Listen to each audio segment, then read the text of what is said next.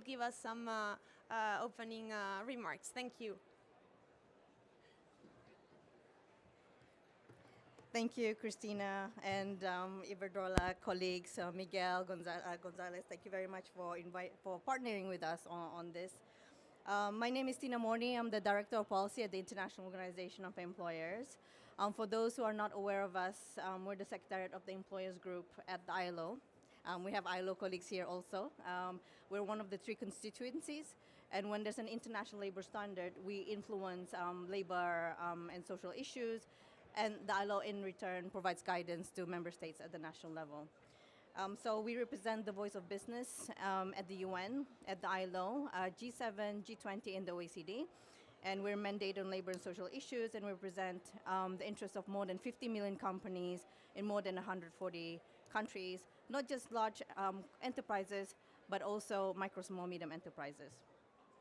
So today's event is about partnering to create economic, social, and natural value under green and just transition.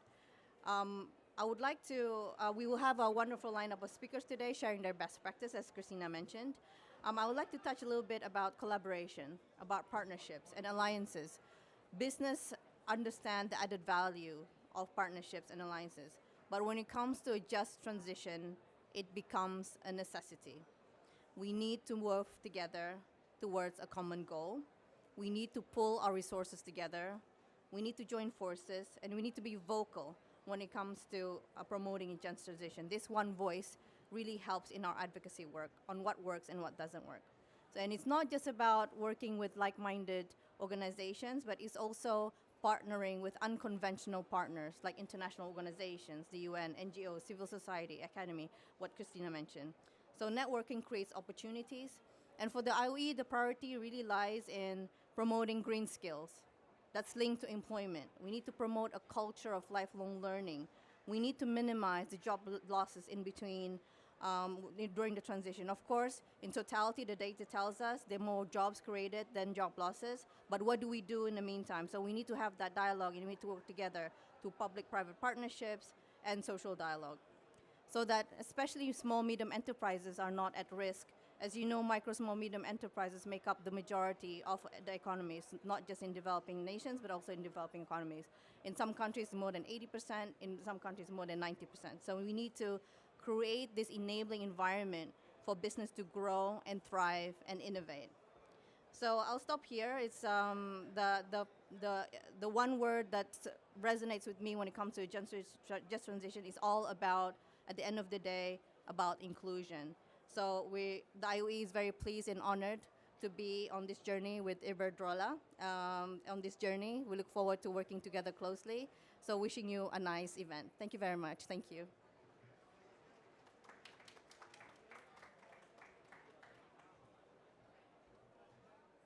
So thank you very much, Agustina. And now I will give the floor to Gonzalo Santemiera, who is the Global Director of Climate Change and Alliances at Iberdrola.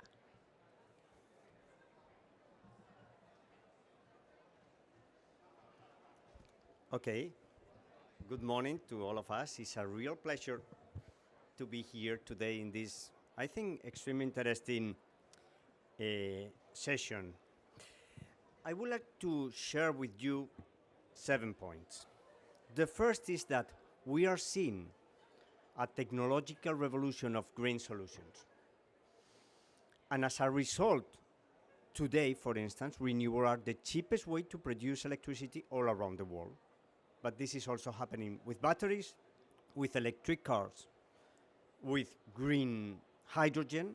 So we have the technologies to do this transition.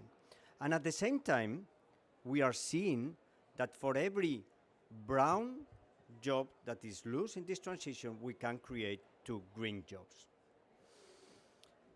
Second message, for all these reasons, this transition, this energy transition or this ecological transition is not only good for the environment, and I'm not just talking about climate, but I'm talking about biodiversity, about air pollution, about water. So it's not only good for climate, for nature, it's also good for the economy.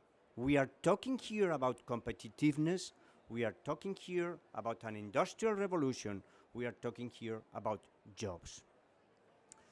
Third message, however, it's true that in this transition, there will be some people, some regions, and some sectors negatively affected. Fourth message, what we think is that countries, every country has to do a plan to take advantage of these opportunities. We are talking here about opportunities. However, we have to be aware that there is a global competition to attract these investments. So if you don't take advantage of these opportunities, others will. Fifth message, and we have to do these plans together. It's not that alliances are important, it's that there is no other way to move forward. So we need collaboration between governments, we need collaboration between business, between workers, NGOs, universities. This is more important than ever. Why? Because let's move to the sixth point. We need two things. We have technologies, firms are ready to invest. I think there is not a problem of finance. We need two things. Policies. Policies, that is what really move the economy into another direction. So we need fiscal policies. We need industrial policies. We need just transition policies. We need skill policies. We need industrial policies. And the second thing we need, and this is the seventh point, is alliances. And I think is to work on alliances, to be honest, is not so easy, because we have to work with people that are different to us. So it's not easy to work with NGOs for firms. It's not easy to work with governments, and for governments to work with firms, because sometimes they don't trust us. But when you build trust, for instance, we are building trust with Global Compact. Fernando is here, or with Women Business. No? When you build trust and you have a common objective, alliances can be a way to have deep, systemic, and repeatable changes. And I think this is really important. So I think we need to build these alliances, to work with industries, for instance. I'm an energy company, but we have to have conversation with industries that uses energy and that want to move from fossil fuels to renewables. However, they are facing challenges. We have to recognize that this is not easy. And workers, we are facing challenges, and we have to tackle these challenges, because this transition is possible, it's necessary, it's urgent, but it's not easy. And for this reason, I think that we have to work all together, because no one can do more than all of us together. Thank you.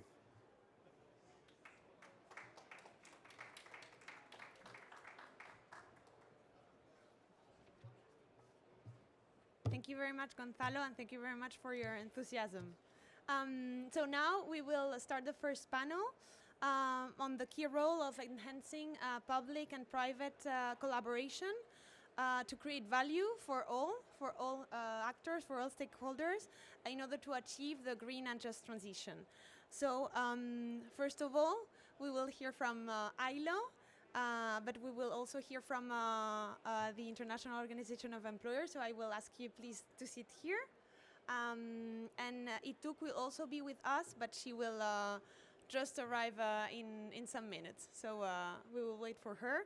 But we will start with Hae-Kyung Chun from the International Labor Organization. Hae-Kyung is the technical officer for skills and employability in the skills and employability branch in the employment policy department at ILO, and she will introduce ILO's view on the just transition, on the importance of skills, and also on she will explain to us why it is important to enhance this public-private collaboration. So thank you. Hae-Kyung, the floor is yours.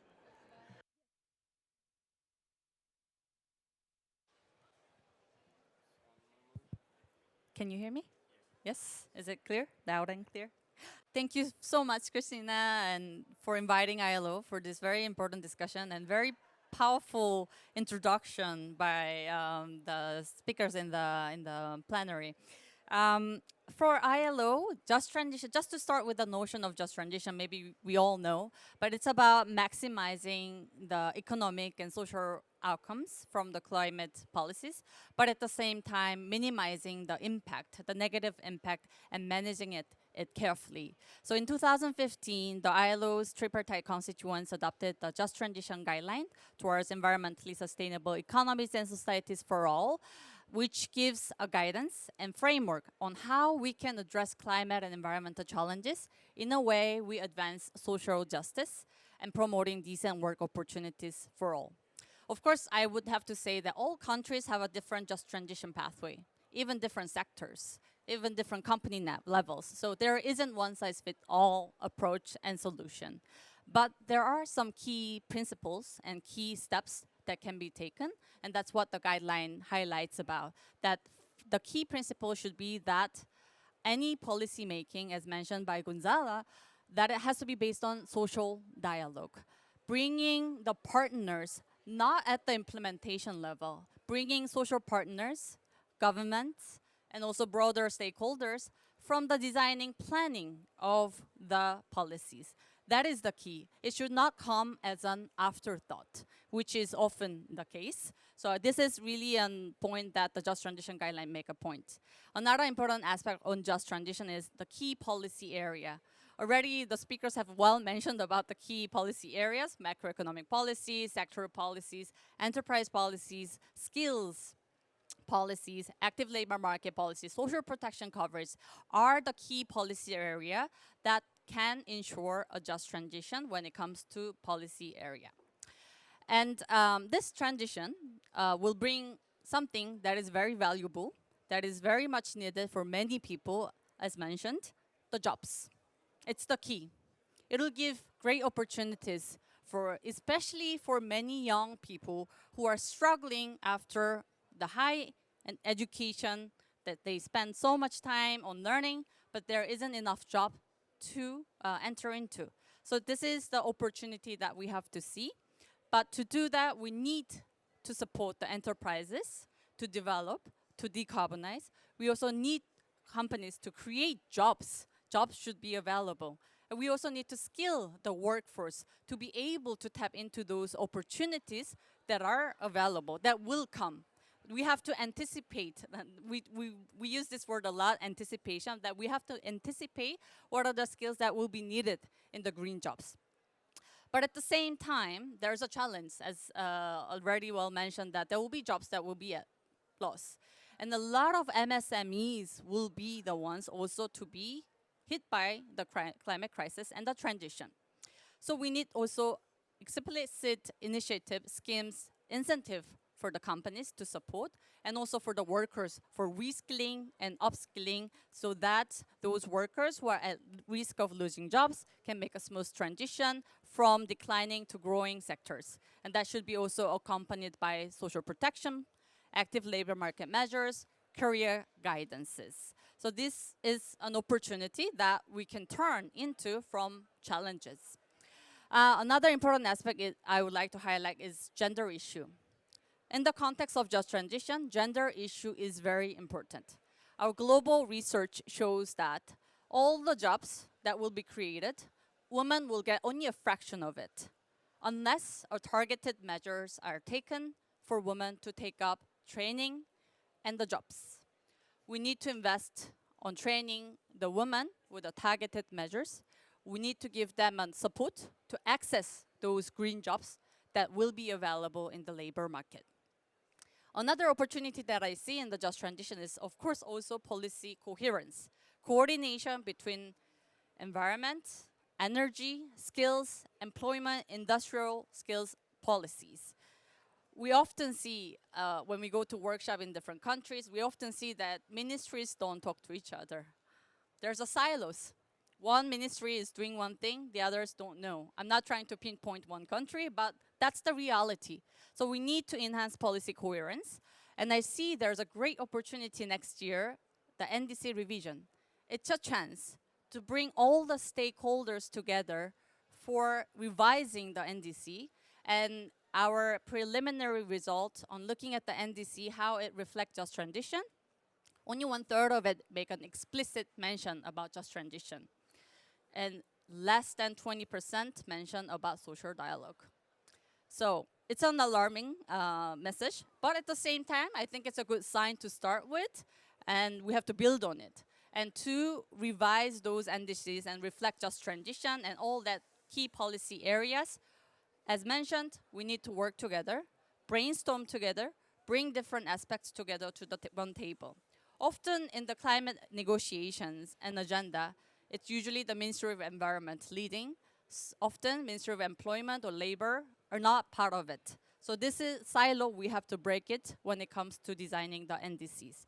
So I do believe that this public-private partnership, international organization being involved, social partners, private sector, is vital for creating decent work opportunities and ensuring the just transition. I'm sure in the second round, we'll hear a lot of experience from different countries, but just to give you an example how the ILO practically support the country. For example, in Zambia, there has been a recent project based on public-private partnership approach, bringing international and local enterprises working on renewable energy sector together to identify what are the skills, occupations that are needed, and how to adapt education and training programs, and link private sector, the education training providers for the work-based learning programs. This has been quite effective that the private sector was involved also in the education and training delivery in itself.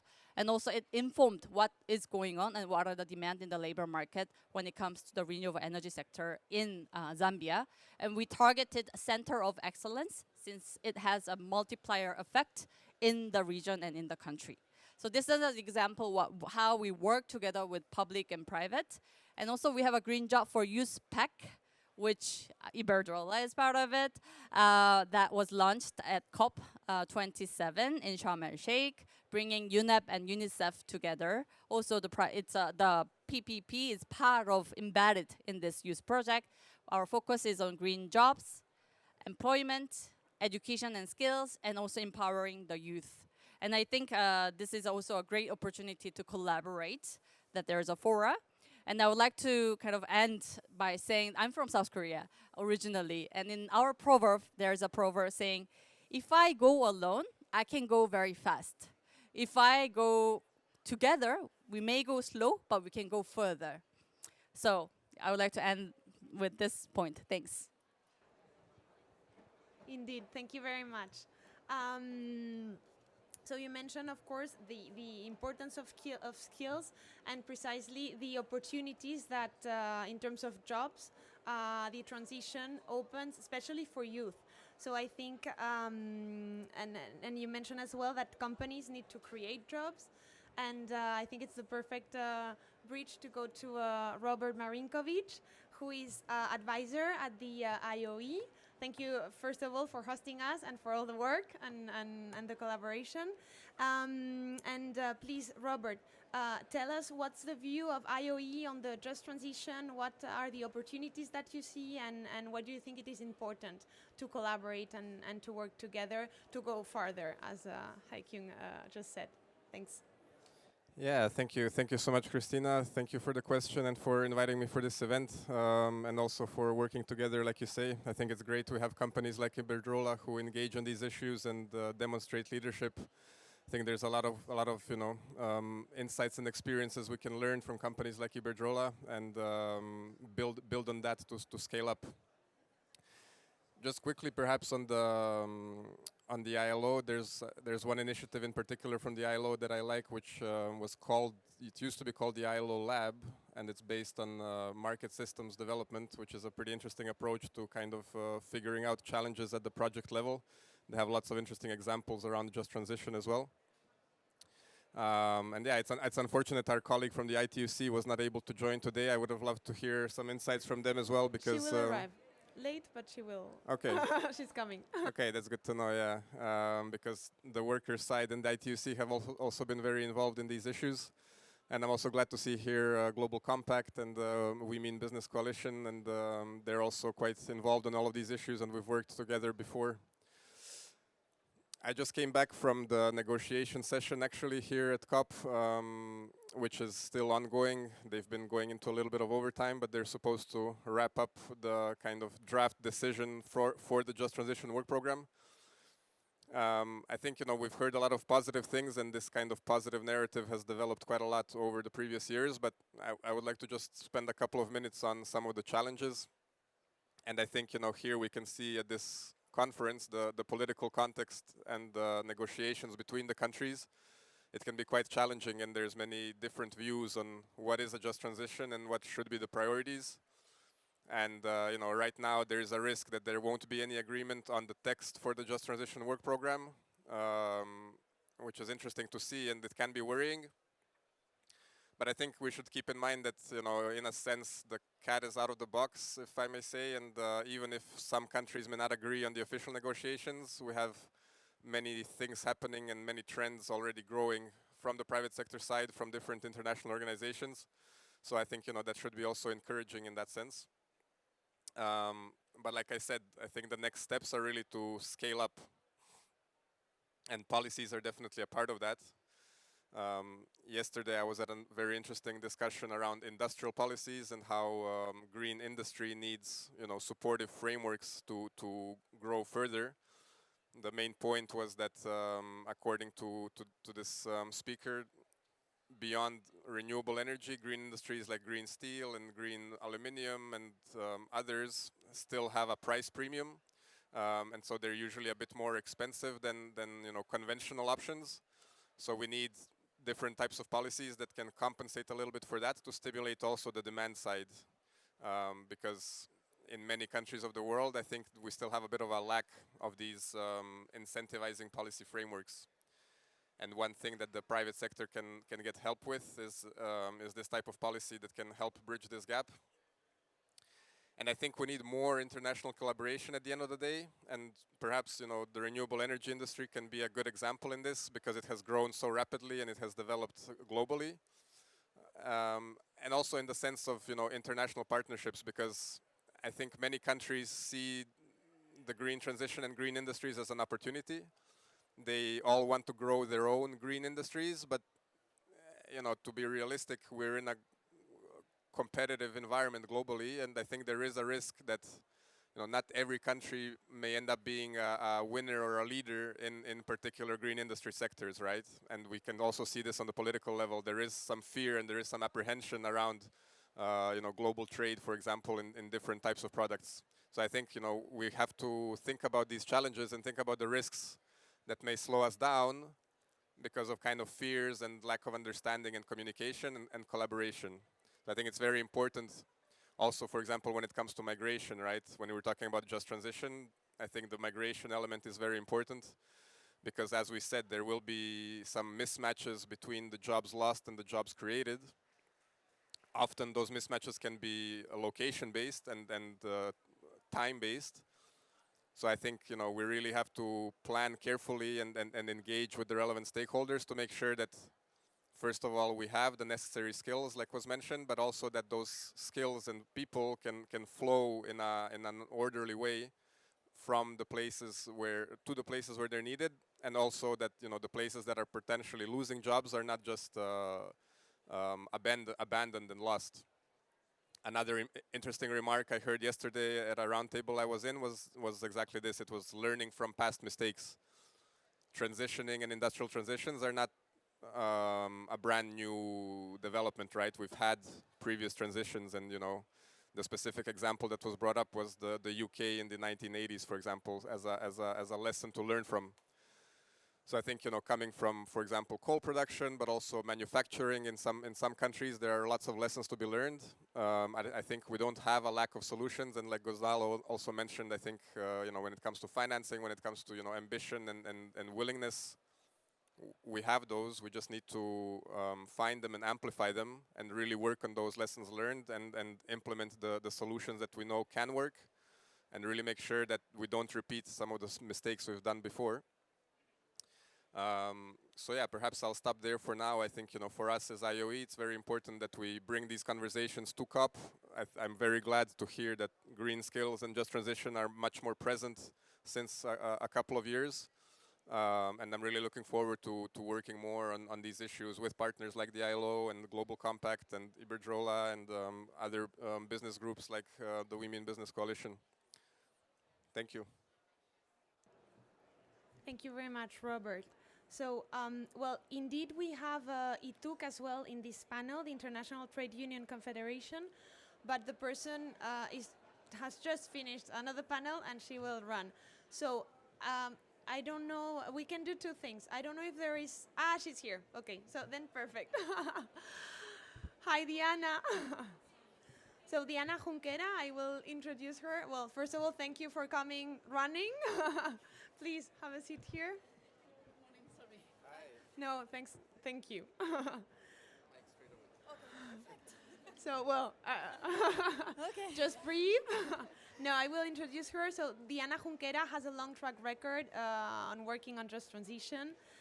She's the co-director of the ITUC, the International Trade Union Confederation Just Transition Center, but she has several hats because she's also the director of Energy, Industry and Just Transition of Industry All Global Union. Perfect.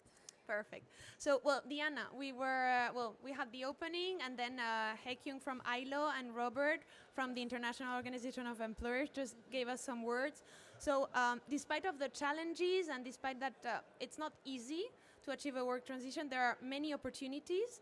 We have to work on skills. We have to anticipate. We need incentivizing policy frameworks, and above all, we need to work together. We need to build trust, and we need to work in alliances, in partnerships. So these were a bit some of the ideas that we were talking about. So I hope you had the time just to recover a bit. Thank you very much for joining us, and please, the floor is yours. Thank you very much, and good morning. Actually, one of the key things, I'm running late because I was moderating another panel, and one of the key things that appeared in that panel was the trust. Everyone was talking about the trust between all the stakeholders and how we can build that for having a real just transition. And when we talk about just transition, we always talk about, for us, just means workers, means including people in the transition, because it's not, if not, it's only a transition in the sectors, but it's not just if you are not including the people and the workers and what they will need for their futures. So that's what we discuss when we talk about this just transition. But something that is key for us is the social dialogue. The dialogue, but in Europe we always talk about social dialogue, and is how we can bring together all these type of cooperation, partnerships, and is bringing together the employers in this case, and how we can cooperate together with workers, because without dialogue, there is no way that this transition will take place. We need to sit at the same table and be able to discuss and to negotiate and to go together through all this process. And something that I always say is, when we have these discussions, this is not, we are not negotiating a collective bargaining agreement here. We are not fighting for a salary or for the working hours or overtime. Here we are talking about human rights, labor rights, something much more basic of what we are expecting in this transition, and we are moving all together in the same page, in the same pathway. So that's why we have to go hand by hand, and we don't see this as a fight. We understand that workers, we are part of the solution. We don't want to be the troublemakers. We want to lead this process jointly with the governments, with the employers, because we all have here different roles to play. And for us, what what we don't want, and this is something that is what we always hear, no? Is this blah, blah, blah, left no one behind, and all these things that we are hearing all the time. But it's the reality. If we want to be all together, we have to be all in the same table. And what I was saying about the different roles that we have, to us, the employers have the role of taking the lead, the decisions, the investments, where this transition can go. But also the governments have a big, big, important role on this transition, and is how they can start having long-term industrial policies, energy policies, how they can support these processes, because if they don't do this at long term, the employers are not going to be willing to invest. And workers will be always in the back seat, looking how everything is moving, but without being able to be part of all that discussion. And I don't know if you have been talking about the skills, but I think that is also a big part on this picture of the transition. How we can be sure that the workers are skilled on time, that they have their needs covered in the future that we are facing, and how the entire system is working together to be ready on time when we need it, right? So I think that we need to see this or look at this as a holistic approach, and how we are bringing all this together, and how we are all together in the same let's say, plate, position, table, in order to discuss all together. So yeah, so I think that this is one of the key things, and also talking about the partnership. I would like to mention that the IOE, the Employers Association, and ITUC has made a joint statement on how to work together and cooperate together in this just transition. So it's we are almost ending the the last wording, but it's going to be out in today, tomorrow, yeah, Monday. Okay, so yeah, so on Monday you will have that partnership together. So yeah, it's another example of collaboration and how we are working together. So yeah, thank you. Indeed. So thank you very much, Diana. You made it. So well, thank you very much to the three of you for this first panel and for all the insights you have bring to the table. And now we will turn to the second panel. So thank you very much. Thank you, Haikyung, Diana, Robert. Thanks a lot. Thank you. So the second round is on best practices. We will listen to some positive results and feedback of collaborations and partnerships that have taken place in the recent past or that are taking place now. So please, Fernando, Julio, Andrew, and Miguel, if you can sit here. Thank you very much. So we will hear some tangible and concrete examples of collaborations. The first one we will listen to is from UN Global Compact. Advancing a just transition is a priority for UN Global Compact. And Fernando Castellanos, who is the head of Environment and Climate, will tell us about the collaborative experience and the positive results of the Just Transition Think Lab that UN Global Compact put in place a couple of years ago.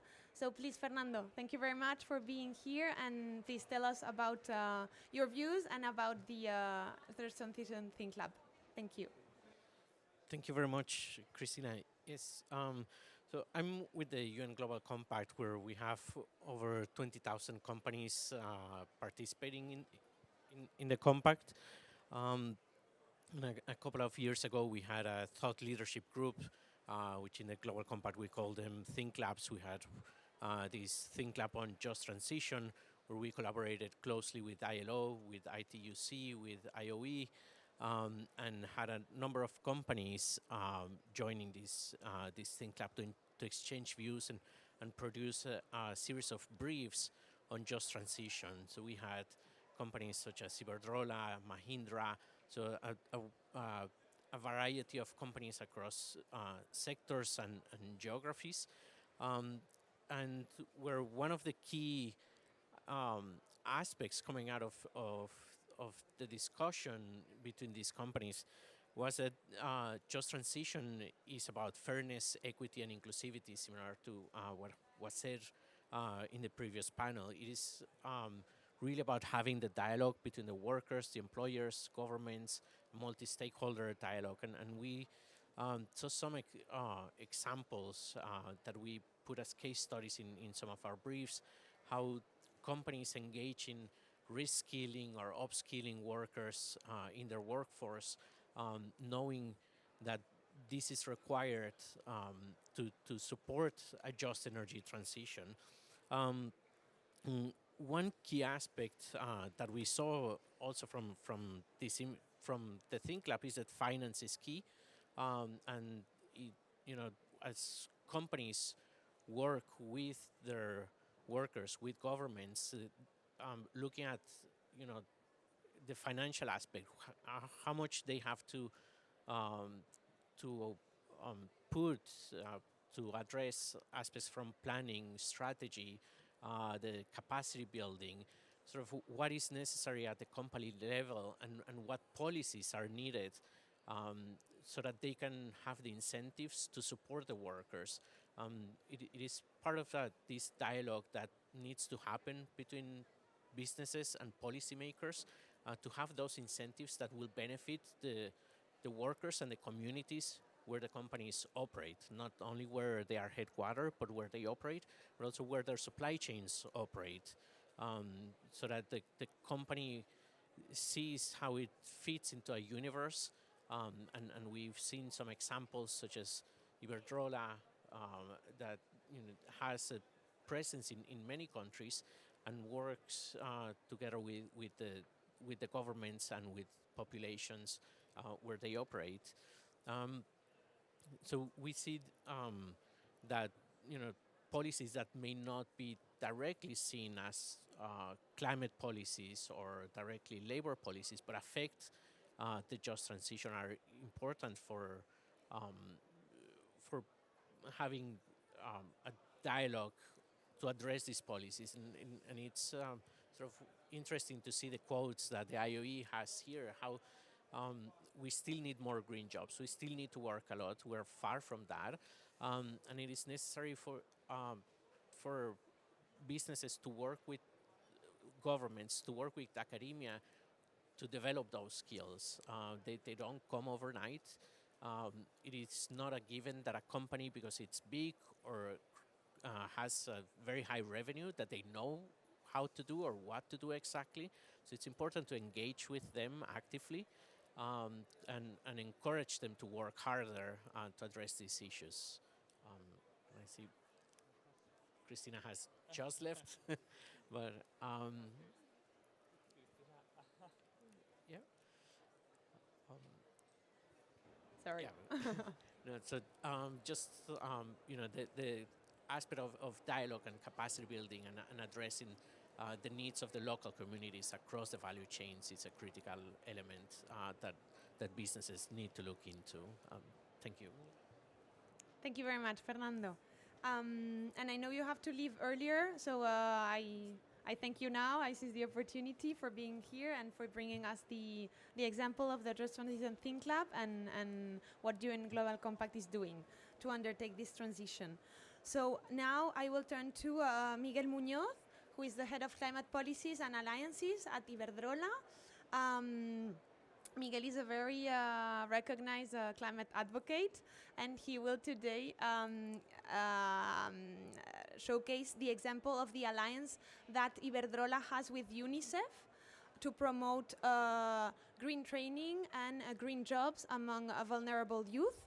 So, because for us, we really understand the just transition in its multiple dimensions, and the impact that with youth and their future employment is capital for us. So thank you very much, Miguel, for bringing us this example. Thank you very much, Christina. Very interesting panel. There has been very interesting things said since the beginning. We have agreed on the need of moving towards together. I think you have said that we need to move together. Gonzalo at the beginning, Gonzalo Sáenz de Miera, has highlighted the massive transformation of the economy that we have to tackle to meet with the climate goals. We as Iberdrola were very aligned with these assessments, and with this collaboration with UNICEF, launched 3 years ago, we wanted to tackle several challenges at the same time. We wanted to provide with the right skills to those future employees in the green technologies, but we wanted at the same time to be involved under a just transition approach with those communities that are vulnerable, especially within the young. The collaboration as UNICEF could be summarized in 3 main areas. For example, the first area in Spain, we are working with more than 60 suppliers and 7 social entities to create training itineraries to train young people from vulnerable backgrounds to install heat pumps, solar panels, charging infrastructure for electric vehicles. More than 300 of these young people are already working in our suppliers, in Iberdrola, in other areas, and maybe the figures are increasing. We are also working with educational centers. More than 200 educational centers are provided with the right tools, with the right training to reinforce all this wave of resources to continue working. In Brazil, for example, we are collaborating with the digital platform, 1 Million platform, that is already collaborating with UN Global Compact, with ILO, with government entities, to multiply the resources of this 1 Million platform that is digital, but to engage more young people, to go beyond with municipalities, with other areas. In Brazil, there are multiple projects. We have also a school of electricians that go beyond, but Brazil is one of our key areas, with thousands of young people that has already joined this program, has already benefiting from opportunities in these clean technologies areas. Of course, providing training to work in companies is important, but also it's important to entrepreneurs to create new opportunities, new companies within the wave of the green transition. In Somalia, we have a very interesting program in this collaboration, of course, within the collaboration of UNICEF, to provide entrepreneurship skills, especially focused to cover the gender gap. 60% of the participants are women. And this program has reached almost 300 people already that are with these skills, that are already creating new companies, new startups on the field. So this is a complex collaboration because a lot of challenges tackle on site, but at the same time it's an amazing collaboration that showcases the role of innovative and multi-stakeholder alliances to tackle this just transition that is so needed in this context, especially in this context. Thank you. Thank you very much, Miguel, for showcasing this example. And now we will hear to another collaboration example from Giulio Berruti from BSR. Giulio is director at BSR, and he will present the example of the Energy for a Just Transition collaboration, which is a project, 3-year project that just ended some weeks ago, and where we had the pleasure to collaborate, to take part in. It was animated by BSR and the B team. Unfortunately, the B team could not be here with us today, but Giulio will explain to us the positive outcomes and the experience of this collaboration. Thank you, Giulio.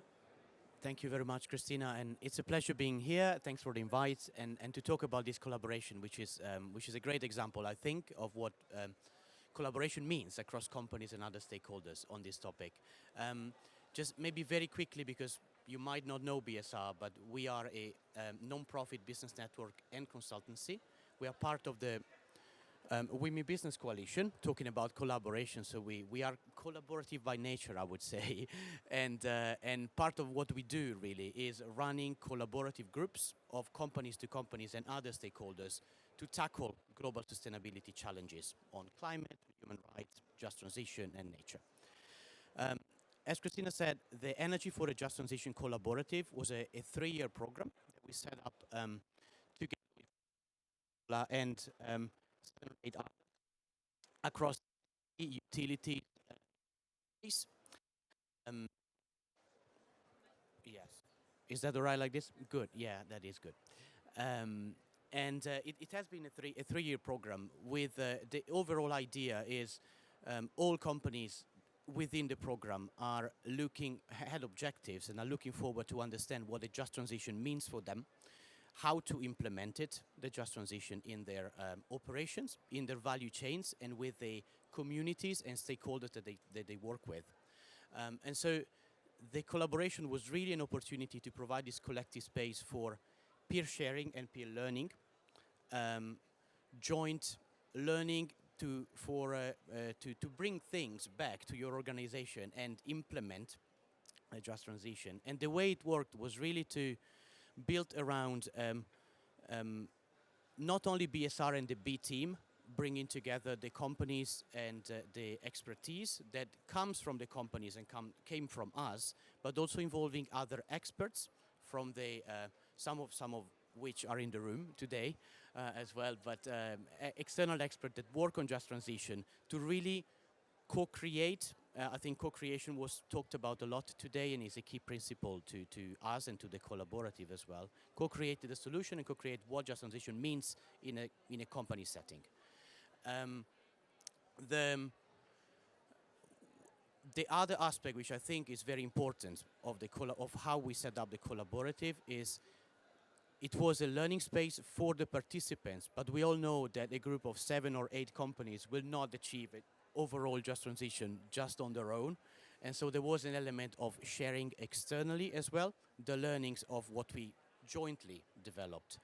And so to keep it concrete, some of the outcomes that came out of it was a just transition planning toolkit that then BSR developed and I can now testify that is used with success by companies across the world. And then a more recent publication which was on stakeholder engagement and co-creation, which we will actually explore next week in week 2 with another event that my colleague Anina will talk through. There are several learnings from this collaborative that maybe, if I may, I will explore a little bit more. And one is really around, I cannot underscore more what other speakers have said about the importance of co-creation. So just transition is, even in a collaborative like this, not something that companies on their own can go and think through. You need to not only engage, but really from the start, think through shaping solution and co-creating them with the stakeholders, such as the workers that will be affected in the transition. The second one is maybe more related to the journey of the companies themselves. One key learning is really that there is a tendency overall in the climate space, not only in companies but also in terms of countries, to put the target first and then to think about the implementation after. The two things need to come together, of course. And this is particularly crucial in terms of the just transition, because one of the key blockers, not only in the collaborative, but also in the wider work that we do with companies on just transition is you can understand what the just transition is, but you need the executive buy-in, you need the case internally for the company really to move on that front. The other learning is around the need, I would say, in this stage still for a safe space for peer sharing across companies, because it's a new topic, let's face it. And so there are many challenges, and sharing the challenges, I think some of the speakers talked about it before, is as important as sharing what we do well, or even more important maybe. Social dialogue, I would really underscore that. The other two maybe final points I will leave with is we talked a lot in the collaborative about the transition out and the transition in. And both are very important. So we need to move away from certain things. We need to transition as the world overall move to the goals of the Paris Agreement, we hope, towards new models, new ways of doing things. And how do we consider the social aspects of that as well, of that climate transition is, I would say, equally important. And finally, I hinted to that, but the fact that the just transition is impossible without stakeholder engagement throughout is really one of the key learnings that we bring with us from the collaborative, both BSR and the B team. And I really maybe just want to close by saying how positive the collaboration. I want to thank the B team, who's not here, and I represent as well for this. So thanks a lot for that. I'll stop here. Thank you very much, Giulio. No, you very well summarized how the collaboration was and the collaborative team spirit that was the basis of it. So so now we will turn to another example of collaboration with women business. Last year, in July, if I'm not wrong, the Just Transition Resource Platform, that was a collaboration by Women Business, BSR, and the B team, was put in place. It's available in the Women Business website, and I invite you all to visit it because it's a very comprehensive resource platform, and we need literature, and we need these guidelines and these materials on the just transition. So Andrew Prague, who is the managing director for policy at Women Business, will talk to us about this example and about his vision on what we're talking about today. Thank you, Andrew. Thank you very much, and thank you for the invitation. It's great to be here. I had to come very far because our pavilion is right there behind you. In fact, I've been kind of watching my colleagues while I've been sitting here. It's quite amusing.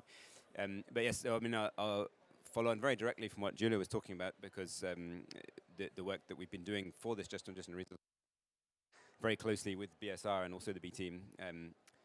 So I will talk about that in a moment. But firstly, maybe just quickly, in case you're not aware, what is the We Mean Business Coalition?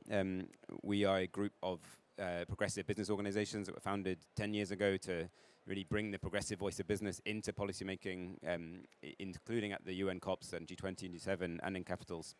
And we've since grown into a big network of 50 organizations internationally and about 17,000 businesses through our various initiatives, and have, for the last 2 years, really been looking much more into the just transition aspects, because we were hearing from businesses that while they recognize the importance of this issue, can see why it's rising up the agenda for them, they was struggling in many cases to see sort of how they should be getting involved, what the good practices are, and even why they should be getting involved. And where the business case is for it. So in all of this work, we were really trying to emphasize throughout where is the business case. This is not something companies are doing just because they have to or because it's the right thing to do, but because there is really these issues of losing the social contract, to operate, which is a real and present danger, and a strong business reason aside from social reasons why they should be getting involved with this. I think in all of this just transition discussions, it's important to recognize that the transition itself is not a given, and then the justice element of it is so important.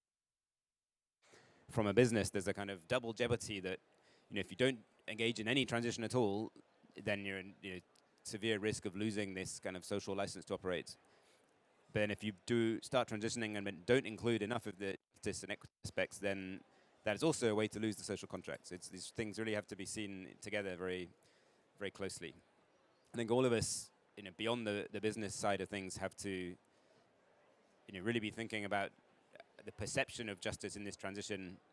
And we're all seeing the growth of populist politics around the world, and so much of that has this element of anything to do with net zero transition or green transition is seen as punitive, is seen as costly, is seen as damaging to jobs and so on. So I think we all have collective mission to really counter that narrative and show the evidence that this is not the case, that this does bring benefits and jobs and well-being, including from the business side. But just a little parenthesis for the kind of broader situation there. But just to quickly say a moment on what it is we actually did. So we pulled together this resources platform, working closely with BSR and with the B team, to basically sort of embed the business case and the good practice for what businesses should be doing about just transition within the framework that we as We Mean Business operate in for how we try and guide companies towards being corporate climate leaders. So we have this framework of what we call the 4 A's of climate leadership, and the A's are ambition, action, accountability, and advocacy. So in the broader scheme, your ambition is setting the strong science-based target. The action is having the transition plan and the actual actions to get there. The advocacy is making sure that all of your lobbying is lined up, pushing for policies in the right direction. And then the accountability is the reporting and the disclosure, showing what you're doing and that there's no greenwashing. So we applied that framework to these issues of just transition. And just to give some examples, so the first A on ambition, it's really so about making sure that the public commitment to just transition is very clearly stated, at the most senior level by the CEO, that the board is on board, and that's very clear internally to employees and also externally. And then to really show as part of that ambition that you are committed to assessing and understanding the broader societal context of the business. I think this is quite an interesting one. We've heard it from the Iberdrola example and also from World Compact earlier, as well as the BSR example, but that for a business, if you're engaging in just transition, that goes beyond your normal sort of perimeter of operations, that we're not just talking about the workforce of the business itself, but also its impacts on the communities where it's involved with, its impacts on the suppliers, the employees of the suppliers, even the broader economic consequences of the regions they operate in, and that it's a very different change of mindset to just how am I dealing with my P&L and my individual field of operation. So that stating that as the ambition is very important as this first A. Second one on action, so really showing that this is now not just a nice target or ambition, but is really happening. So this clear commitment to setting out the social dialogue. We've heard all about the importance of social dialogue, but it is at the heart of all of this. So showing that is happening, how it's structured, that it's genuine, that it's not kind of tokenistic is so important. Setting out a real kind of just transition plan for the business and making sure this is an integral part of a company's wider transition plan towards its net zero targets and its overall sustainability goals. And it's not like a nice add-on, but it's integral to the whole plan. Making sure that it's clearly linked up with local policies that are happening in the areas where the company's operating and that they're supporting those local and national governments on that. And then part of the action element is really the capacity building with suppliers and showing that this is not just about focusing only on your operations, as I say, but engaging with suppliers. And this is a big element of the SME capacity building comes into this. We heard earlier about the importance of SMEs. Well, in big companies, as they look up their supply chain, often those are SMEs, if not at the first level, the second or the third level of suppliers. So you're really focusing on that capacity building aspect. I want to be brief, so just quickly, the last 2 A's, so the advocacy side of things. We talk a lot now about responsible policy engagements in general on climate change, that a responsible company has to be really focusing on making sure all of its advocacy is lined up with its climate goals and including the trade associations it works with, and that they're not members of kind of a rogue trade association that's lobbying against climate policies that goes against what the business is trying to do. So that's our general take on advocacy for climate, but very important to integrate the just transition elements in there, that companies are aligned on really pushing for the right policies that are supporting workers, that are providing the decent jobs, providing that safety net and the necessary floor for ensuring that companies can act on that. So it's that very important to make sure that's not misaligned in the advocacy. And then very lastly, on the accountability point, make sure all this is reported on, that companies monitor what they're doing, don't just kind of launch a just transition plan and then forget about it, but coming back every year, checking the progress, disclosing that, being absolutely transparent. So that's how in this just transition resource platform, we tried to sort of frame the business case of just transition within this framework for corporate climate leadership, the 4 A's, and within that, there's a lot of examples which I won't go into, but it's been a pleasure to work with BSR in particular and B team on this. So thank you. So thank you very much, Andrew, for showcasing this example. And well, we're coming to the end. I don't know if someone from the public, from the audience, would like to raise any question or any comment. It's the opportunity now. Yes? Thank you, Maria. Thank you. Yeah, just out of curiosity, I don't know if you have any comments on perhaps around sectoral trends. You know, the companies you work with. Do you feel like there are at the moment companies from particular sectors that are engaging on these issues more? And do you see some other sectors perhaps coming up down the line? Is there any, diversity on that level? Take the other question and then, yeah? Christina? Yes, at the back. Let's collect these couple of questions and then we answer. Please.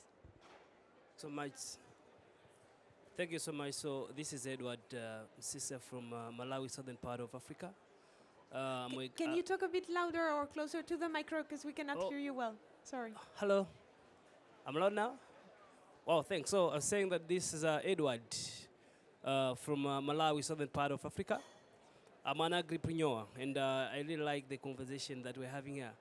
I understand that when it comes to green skills, it's something that's so broad, and it really has a potential of breaking socioeconomic barriers for the youth and women who are more vulnerable when it comes to climate change impacts.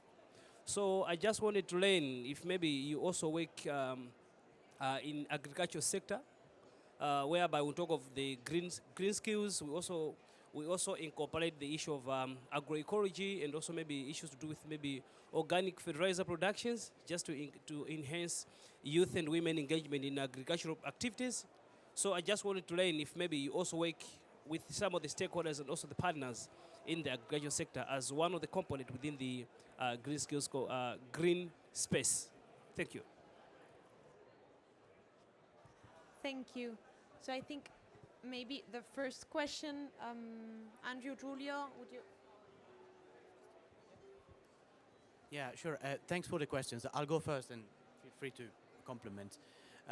But I think that in my answer, the two questions are a bit linked because obviously from my perspective, the concept of the just transition really started in terms of the energy transition. And so there's no question that the energy sector has been engaging with the concept a bit earlier than others. But in our work, what I do see is that the agricultural, so we work with food, bev and agricultural companies, and I think we are at the stage there in which they clearly understand that there are just transition implications to the sector, and we are at the stage on understanding, well, what do we do about it? That's what I feel like. There are, in terms of other sectors, one that I will cite is I think I will mention apparel, which might be a bit strange to think about, but I do that because more on the transition in side of things. So we did a study a couple of years ago called Keeping Workers in the Loop, which looked at how to achieve their climate transition plans. The apparel sector has to move to new models such as circularity. And moving to circularity is great, but will have impacts on jobs because circularity will change the way that the value chain works in the apparel sector. And so we started digging into what are the social implications of a move to new models such as circularity in apparel. So I think apparel understands that, and we need to, and understands, I think, the wider need to move towards new ways of doing business in apparel. I wouldn't say that just transition per se is the topic, but it will come through. So those are two examples. The third and last that I would say is from concrete experience is the financial sector. Of course, the financial sector has a big role to play in the overall transition. And for example, we started doing this year work with grant-funded work with private equity firms to look at how to embed a human rights approach into the way that they finance the transition. And I think this is, I would say, early stages still, but promising. And yeah, that's what I want to say. I'll add a bit. Thank you. Great questions, both of them. Maybe, I mean, obviously the energy sector, the coal transition is so important in this because of the importance of coal to many communities around. Maybe, I mean, Iberdrola is a leading light in that area, so maybe leave that to Miguel. But in other sectors, I was also thinking we work with many different companies across sectors, but in the kind of food systems area, we hear a lot from Nestle, for example, about how they're dealing with the agricultural supply chain for many of their food products, where they're under a lot of pressure to to deliver on their net zero target for their scope 3, the emissions from their value chain, and a lot of that is agricultural smallholder producers in different commodities in different areas, particularly in global south. So, forcing the climate smart, lower carbon agricultural practice can be costly. So they're very aware and making sure that they support the skills and the necessary support up that value chain. I don't have the precise details on that, but I know Nestle have done a lot in that area. Another sector I was thinking to cite is also automotive. So obviously it's a profound shift towards electric vehicles. We're not necessarily going to see fewer vehicles, but the value chain in terms of not only the manufacture but also the maintenance of those vehicles is profound, and the sort of wider network of businesses that support all of the maintenance of cars and other bigger vehicles is changing profoundly. So there's a lot for the automotive sector to consider in that kind of reskilling and changing in that area too. Yeah, those are the two examples that sprang to mind. Only to add some points. Of course, I'm focused on the energy sector, but I like to work in different multi-stakeholder and multi-sectoral alliances. When we see is that when you approach just transition and you want to use this concept to accelerate climate action, you cannot isolate all the sectors. You have to connect the dots between all of them. For example, you cannot speak about just transition in energy under a positive approach, deploying clean technologies, renewables, electrifying, without thinking about transport, and connect this with deploying charging points, ensuring that the producers are on board, are competitive, have a supply that is according and aligned with the net zero goal. And of course, agriculture, I am not an expert. For me, it was very interesting what you had just highlighted on your country. In Europe, I know more the context in European Union. It was an issue in the previous elections, no? The agriculture sector, the countryside has a lot of challenges in terms of aging population, need of refurbishment of processes, and all of these align with the increasing impacts of climate change, the need to be more productive, more competitive at the same time to comply with biodiversity requirements, etc. So there is an immense need to tackle the agricultural sector if we want to move forward the whole economy towards the net zero emission target. I fully agree.